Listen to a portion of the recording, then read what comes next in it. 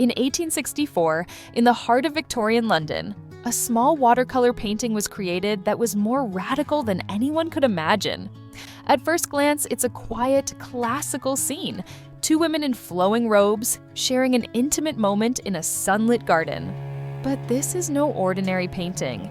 This is an image of forbidden love, a quiet revolution on paper created by a man whose own life would soon mirror the tragedy and beauty of his art. This painting is one of the first and most explicit depictions of lesbian desire ever intended for a public audience in the 19th century. And the story behind it, of a brilliant artist, a secret identity, and a devastating scandal, is as compelling as the artwork itself. This video uncovers the hidden symbols, the poetic inspiration, and the heartbreaking context of Simeon Solomon's masterpiece, Sappho and Erinna in a Garden at Mytilene. Simeon Solomon was born in London in 1840, the youngest child of a wealthy Jewish family. From a young age, it was clear he was a prodigy. Immersed in an artistic household, two of his older siblings were also successful painters. Solomon was celebrated within the influential Pre-Raphaelite circle. His early work focused on subjects from his Jewish heritage, reimagining biblical stories with a new kind of emotional depth and historical authenticity. But as he entered his 20s, Solomon began to turn his gaze from the world of ancient scripture to the world of classical mythology. It was here, in the stories of Greek gods and poets, that he found a language to explore something far more personal and, in Victorian England, far more dangerous: his own identity as a gay man. To understand the courage of Solomon's painting, you have to understand the world he lived in. In 1860s Britain, homosexuality was not just a sin, it was a crime, punishable by imprisonment and hard labor. Men were prosecuted under statutes for sodomy, a crime that could result in years of penal servitude. The love between women, while not explicitly criminalized in law, was considered a medical perversion, a subject of shame and silence. Victorian society simply refused to acknowledge that such relationships could exist, dismissing them as impossible or pathological. Yet, within the rebellious art world of the aesthetic movement, a new philosophy was emerging: art for art's sake. Artists like Solomon and his friends, the poet Algernon Charles Swinburne, and the painter Edward Burne-Jones began to challenge the strict moral codes of their society. They believed that art should not have to teach a lesson or be respectable. Its only purpose was to be beautiful. They used classical myths and historical settings as a veil, a way to explore forbidden themes of androgyny, desire, and sensuality that could not be expressed openly. Solomon's work was at the very forefront of this movement, and his 1864 painting of Sappho and Erinna was his most audacious statement yet. Now, let's look closely at the canvas. The painting draws you into an intimate, enclosed world. On a curved stone bench, two women are lost in a moment of tender affection. On the right, in a robe the color of honey, is Sappho, the legendary poet of Lesbos. Her hair is dark, crowned with a laurel wreath, the symbol of a poet. She leans in, her face full of gentle purpose, to kiss the cheek of her companion.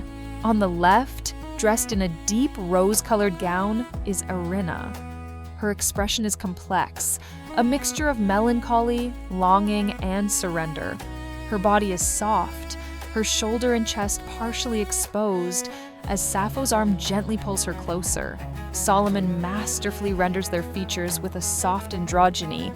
Sappho appears more masculine and assertive, with stronger facial features and a commanding presence, while Erinna is more feminine and receptive, her face softer and more delicate, blurring the rigid gender lines of the Victorian era.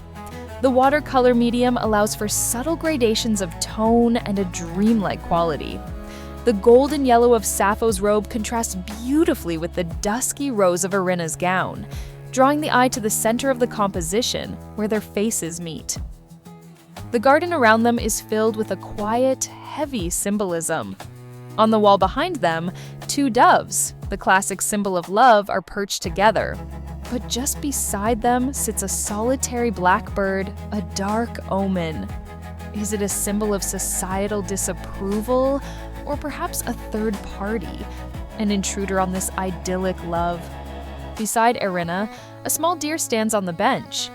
The deer was an attribute of Artemis, the virgin goddess of the hunt, but it was also sacred to Apollo, the god of poetry, linking Sappho to her divine craft.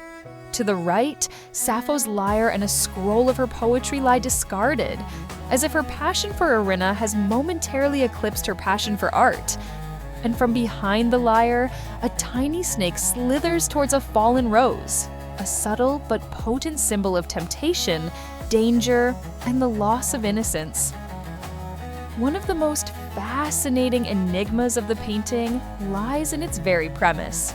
Solomon depicts Sappho, the great poet of the 7th century BC, with Erinna, another Greek poet. Sappho herself was a figure shrouded in mystery and myth. Known as the 10th muse in antiquity, her poetry was celebrated for its emotional intensity and its frank celebration of desire between women. Only fragments of her work survive today, but those fragments are enough to reveal a voice of extraordinary power and vulnerability.